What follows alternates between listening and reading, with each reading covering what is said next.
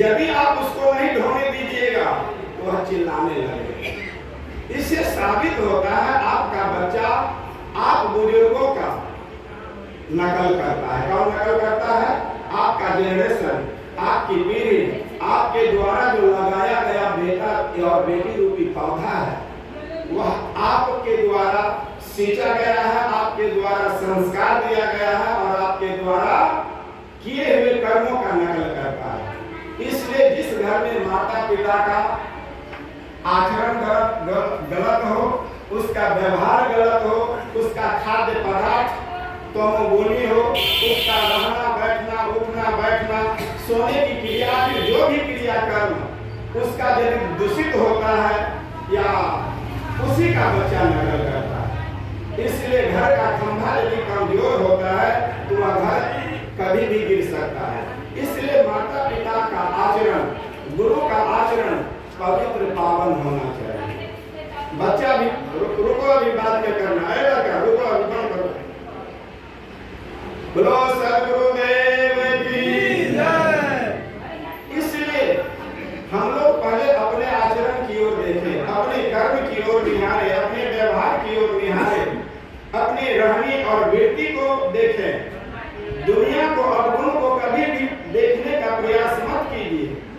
अपने अवगुण को यदि आप निहारते हैं, अपने दोष को देखते हैं, इशारा मत करो, उसको शांत करो ना, कौन बोल रहा है? बोलो सदगुरुदेव की जय। श्रोताओं, क्या कह रहे हैं? बोलिए आप लोग।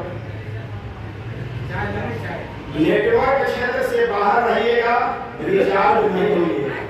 कल यहाँ है तो मन को भी यहाँ रखना होगा। क्या कह रहे थे? बोलिए, जोर से बोलिए। अपना बच्चा को अपना आचरण में रखना चाहिए। प्रिय श्रोताओं,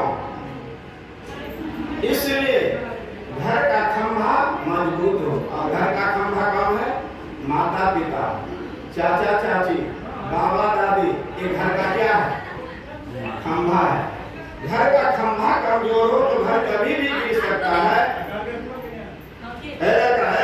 तू यहाँ से भागता है कि नहीं? कहे आवाज लगाता है? या तो चुप हो, बैठ जाओ, चुपचाप शांति से बैठो।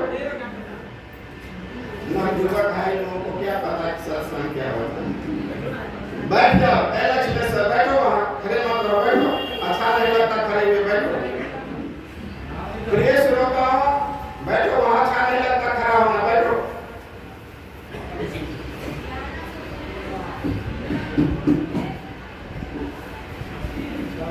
बैठो ना तुम वहाँ।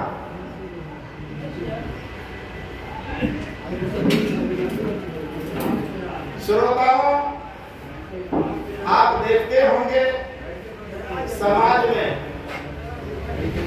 जितने भी बुजुर्ग हैं, चाहे वह गांव में रहता हो, टोला मोहल्ला में रहता हो, छोटे से बाजार में रहते हो या शहर में रहते हो या महानगर में रहते हो, जितने भी बच्चे हैं बुजुर्गों का नकल करता है ना। इसलिए हमारे पीछे हमारा जनरेशन है, हमारी पीढ़ी है, हमारा समाज है, हमारा कल्चर है। इसका जब तक हम लोग ध्यान नहीं रखेंगे, निजी स्वार्थ में फंस जाएंगे तो जितना सम्मान मिलना चाहिए नहीं मिलेगा। निजी स्वार्थ भी होना चाहिए, लेकिन दूसरे को दुख देकर के नहीं। धन इकट्ठा करना चाहिए, लेकिन बेईमानी से नहीं। धन इसलिए इकट्ठा करना चाहिए, धनाद धर्म तथा सुखम। धन से धर्म होता है, अधर्म से पुनः सुख होता है। नहीं, इसलिए धन इकट्ठा करना चाहिए, लेकिन चोरी, हिंसा, बेईमानी और ठगी से नहीं। दूसरे को सता करके नहीं, और झूठ बोलना तो महापाप है। सदगुरु कबीर कहते हैं कि सच बराबर तप नहीं, झूठ बराबर पाप। जाके हृदय साच है, ताके हृदय आप। तपस्वी की संज्ञा सदगुरु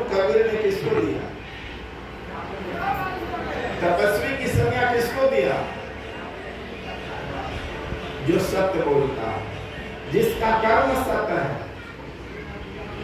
जो स्वप्न में भी किसी को गलत विचार नहीं देता है, हमेशा उसका जीवन ही सत्यमय बन चुका है, उसका कर्म ही सत्य है।